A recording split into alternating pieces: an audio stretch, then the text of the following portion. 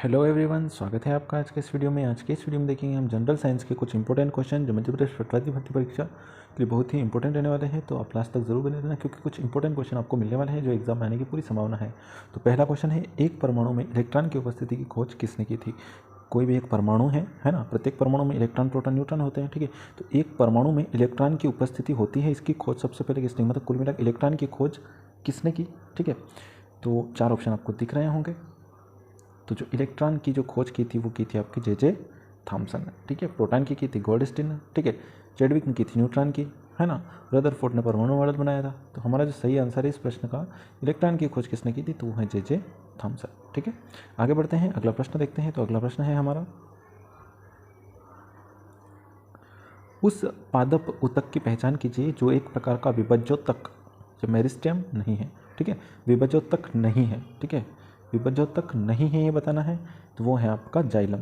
Xylem जो होता है वो विभज्योतक नहीं है। बाकी तीनों ही पार्श्व, मध्यनिविष्ट और शीर्ष स्थित ये जो ऊतक होते हैं ये तीनों ही विभज्योतक में आते हैं, लेकिन जाइलम नहीं आता है, ठीक है। तो आंसर हो गया आपका जाइलम। अगला प्रश्न हम देखते हैं। तो अगला प्रश्न है, रिक्त स्थान का प्रयोग नाभिकीय रिएक्टर्स में ईंधन के रूप में किया जाता है।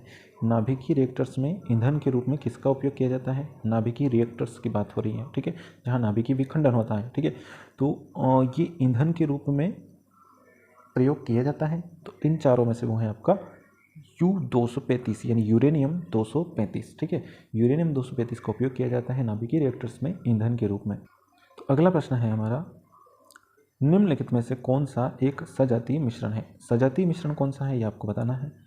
चार ऑप्शन आपको दे रखे हैं, मक्खन, आंसू जल, रक्त और खारा जल। तो यहाँ पे जो सजातीय मिश्रण के अंतर्गत आता है, ठीक है, होमोजेनियस मिक्सचर, तो वो है आपका खारा जल, ठीक है। खारा जल आपका सजातीय मिश्रण के अंतर्गत आता है, एक सजातीय मिश्रण होता है खारा जल, ठीक है। बाकी तीनों ऑप्शन आपके सजातीय मिश्रण में नहीं आते हैं। आगे बढ़ते हैं, अगला प्रश्न देखते हैं, कच्चे तेल से पेट्रोल को अलग करने के लिए उपयोग की जाने वाली विधि कौन सी है। कच्चे तेल से जो पेट्रोल को अलग किया जाता है, ठीक है, कच्चा तेल होता है, उससे जो पेट्रोल को अलग किया जाता है, तो उस विधि को क्या कहते हैं, ठीक है, उस विधि को कहते हैं आंशिक आसवन, ठीक है। आंशिक आसवन कहा जाता है। कच्चे तेल से पेट्रोल को अलग करने के उपयोग की जाने विधि को क्या कहा जाता है, तो आंशिक आसवन कहा जाता है। अगला प्रश्न है, दिए गए समय में किसी भी क्षण पर एक वस्तु का वेग कहलाता है।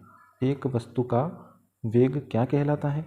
एक समय की बात हो रही है, किसी एक निश्चित समय पर एक उस क्षण की बात हो रही है, उस समय जो वस्तु का वेग होता है उसे क्या कहा जाता है, तो उसे कहा जाता है तात्क्षणिक वेग। क्या कहा जाता है, तात्क्षणिक वेग, ठीक है, तात्क्षणिक वेग कहा जाता है। अगला प्रश्न हम देखते हैं। अगला प्रश्न है, गोली चलाने से पहले गोली और बंदूक का संवेग क्या होगा। गोली चलाने से पहले की बात हो रही है, ठीक है। गोली चलाने से पहले गोली और बंदूक का संवेग क्या होगा, है ना। तो संवेग होगा शून्य। क्या होगा, शून्य। गोली चलाने से पहले गोली और बंदूक दोनों ही का संवेग क्या होगा, जीरो होगा। संवेग बराबर द्रव्यमान इंटू वेग, है ना। P बराबर mv, संवेग का सूत्र क्या होता है, P बराबर mv, है ना। तो गोली चलाने से पहले यहाँ पर कोई फर्क नहीं आएगा, है ना, क्योंकि शांत अवस्था में है। आगे का प्रश्न है कि सूक्ष्मदर्शी के अंतर्गत रॉबर्ट हुक द्वारा प्रेक्षित की गई संरचना थी, ठीक है। रॉबर्ट हुक ने जो सूक्ष्मदर्शी में देखा था, तो किसे देखा था ये आपसे पूछा गया है। तो वो है आपका स्लाइस ऑफ कॉर्क या फिर कार्क का एक टुकड़ा, ठीक है।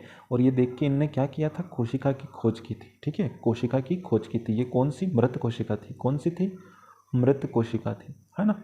ये आपको याद रखना चाहिए। अगला प्रश्न है, अगला प्रश्न है, समय अवधि, एक समय दिया है आपको, समय अवधि दिया है 0.05 सेकेंड, ठीक है, सहित तरंग की आवृत्ति पूछी है आपसे। समय दे रखा है 0.05 सेकेंड और आपसे क्या पूछी है, उस तरंग की क्या पूछी है, आवृत्ति पूछी है, ठीक है।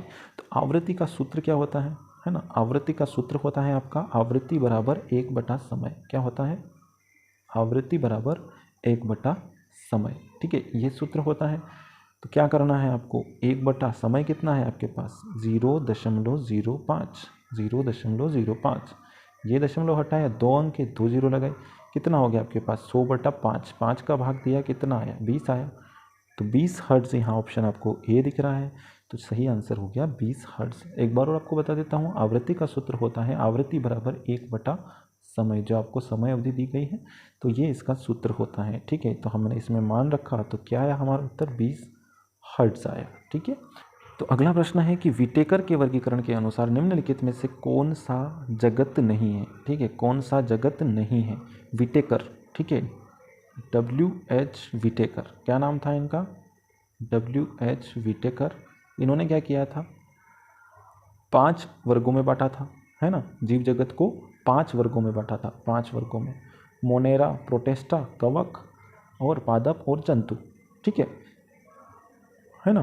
तो जीव जगत को 5 भागों में बांटा, तो बैक्टीरिया जो है उसमें नहीं था। ठीक है, तो जो बैक्टीरिया है वो मोनेरा के अंतर्गत आता है, लेकिन बैक्टीरिया इस जगत का नाम नहीं था। ठीक है, एक जगत नहीं है। बाकी कवक जगत है, प्लांट जगत है और एनिमल ये भी जगत में आते हैं। ठीक है, बाकी बैक्टीरिया नहीं था। ठीक है, तो आपका सही आंसर हो गया बैक्टीरिया। आगे बढ़ते हैं, अगला प्रश्न हम देखते हैं। तो निम्नलिखित में कौन सी एक गंभीर बीमारी नहीं है।